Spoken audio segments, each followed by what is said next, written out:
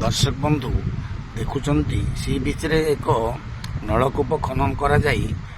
दुकानी माने कार्यकारी कर बंद कर दौरान ये नलकूप प्रति 100 मीटर दूर रे प्रशासन जदि चक्रतीर्थ सी बीच रे होता बेले यात्री माने स्नान सारी ये मीठा जल नलकूप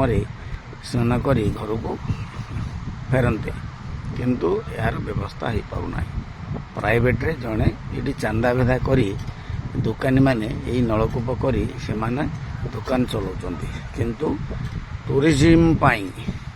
विभाग मंत्री को दृष्टि पड़िया दाबी होची तुरंत एभली नलकूप गोटे गोटे 100 मीटर दूरता विशिष्ट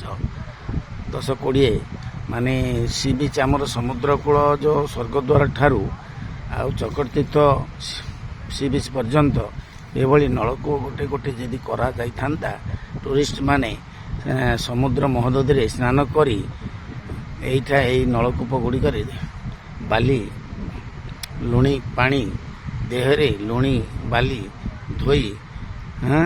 धुआ धोई होई तांगे आनंद रे घर को फेरथांते एई भलिया व्यवस्था हो पारनी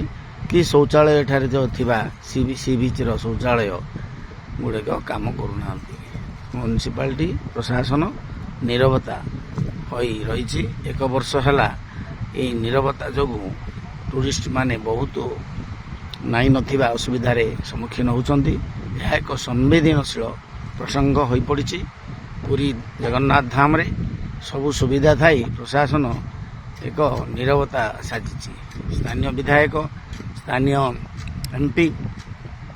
राज्य मुख्यमंत्री यशस्वी प्रधानमंत्री समस्त को दाबी हेले सुधा कार्यकारी होनी